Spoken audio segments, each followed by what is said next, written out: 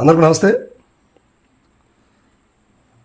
ఉమ్మడి ప్రకాశం జిల్లా అద్దంకి ఇటీవల కాలంలో అద్దంకిలో రోజుకొక విధంగా రాజకీయ సమీకరణాలు మారుతూ ఉన్నాయి. ఎందుకంటే మునుపెన్నడూ లేని విధంగా అద్దంకిలో ఈసారి ఒక కొత్త వ్యక్తిని వైఎస్ఆర్సీపీ పార్టీ ఇక్కడ పెట్టిన విషయం అందరికీ తెలిసిందే. ఆయన వైఎస్ఆర్సీపీ మొదటి లిస్టులోనే అభ్యర్థి మొదటి జాబితాలోనే ఆయన ఆ పేరుని సొంతం చేసుకొని ఇక్కడికి వచ్చాడు. అయితే వచ్చినప్పుడు కొంచెం ఒరవడి చాలా ఉధృతంగా ఉంది. ఆ తర్వాత కొంచెం స్లో అయినట్టుంది, మళ్ళీ పుంజుకున్నట్టుంది. అయితే ఇదంతా కూడా ఏంటంటే హనుమిరెడ్డి గారు, పాని హనుమిరెడ్డి గారు వైఎస్ఆర్సీపీకి ఇక్కడ ఉన్నారు. అదేవిధంగా టీడీపీకి గొట్టిపాటి రవికుమార్ గారు ఇక్కడ పనిచేస్తూ ఉన్నారు. ఆల్రెడీ ఆయన ఎమ్మెల్యే 3 సార్లు ఇక్కడ గెలుచున్నారు 3 పార్టీల నుంచి. ఇక ఇప్పుడు హనుమిరెడ్డి గారికి అసలు గెలుపుకి అవకాశాలు, కారణాలు ఎలా ఉంటాయి ఏంటి అనే అంశం మీద మనం ఈ వీడియోలో చూస్తాం. విషయం ఏంటంటే ఇక్కడ గతంలో గట్టి పునాది వేసి రాజకీయం చేసినటువంటి వ్యక్తి కరణం బలరామ కృష్ణమూర్తి గారు. ఈయన ప్రస్తుతం చీరాల ఎమ్మెల్యేగా ఉన్నారు. ఇప్పుడు చీరాల వైసీపీ ఇన్ఛార్జిగా అభ్యర్థిగా వాళ్ళ కుమారుడు కరణం వెంకటేష్ బాబుని అక్కడ చీరాల్లో ఉంచడం జరిగింది. అయితే ఇక్కడ పాణి హనుమిరెడ్డి గారికి కొత్త ప్రాంతం. అయితే వైఎస్ఆర్సీపీ అభిమానులు కావచ్చు, పార్టీ కార్యకర్తలు కావచ్చు, పార్టీ సానుభూతి పరులు వైఎస్ఆర్సీపీ ఎంతో కొంత బలంగానే ఉంది. కానీ రవికుమార్ని ఓడించేంత బలం అయితే వైఎస్ఆర్సీపీ ఇక్కడ లేనట్టుగా కనిపించింది.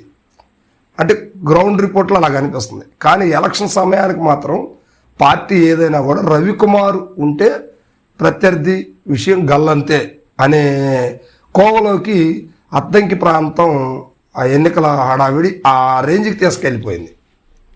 సో ఇప్పుడు హనుమిరెడ్డి ఎలా గెలుస్తాడు అనే టాపిక్ నియోజకవర్గంలోనే కాదు, జిల్లాలోనే చుట్టుపక్కల జిల్లాల్లో కూడా అద్దంకి టీడీపీదే ఈ సీటు అన్న లెక్కల్లో ఇది టీడీపీ కంచుకోట అన్నట్టుగా నడుస్తూ ఉంది. కానీ రవికుమార్ కూడా ఇక్కడ వైఎస్ఆర్సీపీ నుంచి 2014లో గెలవడం జరిగింది. సో ఇది అద్దంకి పరిస్థితి. అయితే ప్రస్తుతానికి హనుమిరెడ్డి గారు విస్తృతమైన పర్యటన చేస్తున్నాడు. నియోజకవర్గంలో సుడిగాలి పర్యటన చేస్తూ జనాలను కలుస్తూ మంచి ఫ్యాన్ ఫాలోయింగ్ని మాత్రం సంపాదించుకున్నారు.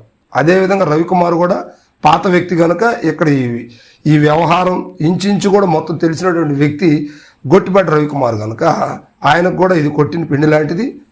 చాలా దీని మీద వ్యూహంతో ఉన్నటువంటి వ్యక్తి గొట్టిపాటి రవికుమార్ గారు.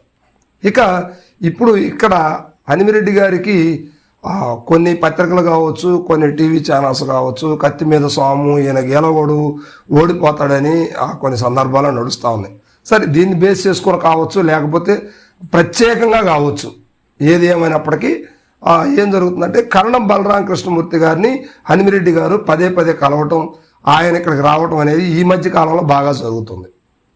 అది ఏంటంటే అద్దంకిలో టీడీపీ బలం పొందటానికి, అంటే బలరామ కృష్ణమూర్తి గారు 2004లో గెలిచారు, ఆ తర్వాత ఓడిపోయారు. వాళ్ళ కుమారుడు కూడా ఒకసారి పోటీ చేశాడు, ఓడిపోయారు. కానీ ఆయనకి టీడీపీ వర్గం అంటూ ఒకటి బలమైన వర్గం ఉంది. ఆ వర్గాన్ని ఇటీవల ఏం జరిగిందంటే బలరామ కృష్ణమూర్తి గారు వీళ్ళంతా వైసీపీకి ఈసారి చెయ్యాలి అన్నట్టుగా ఆయన వర్గీయులను ఆయన కోరినట్టు సమాచారం.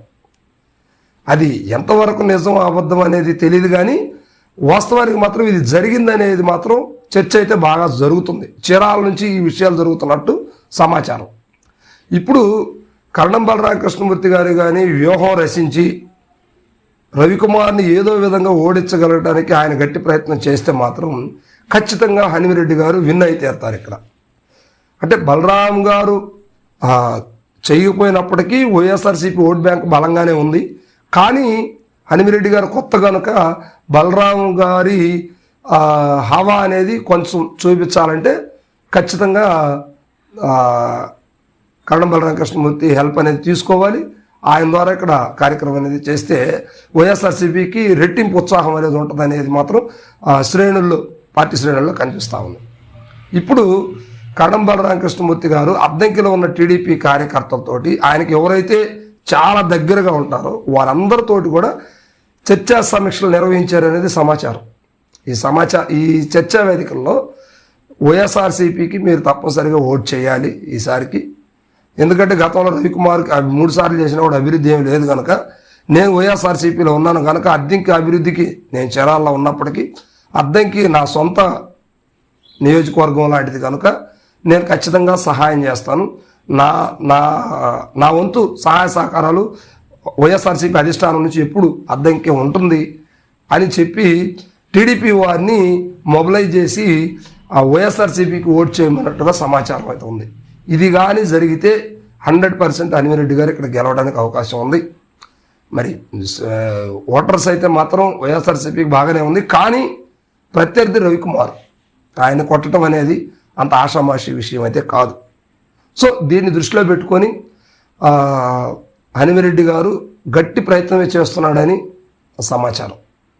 మరి కన్నం బలరామకృష్ణమూర్తి గారు వైఎస్ఆర్సీపీ గట్టిగా సపోర్ట్ కానీ చేస్తే అనిమిరెడ్డి గెలిచే దిశగా అవకాశాలు ఉన్నాయి.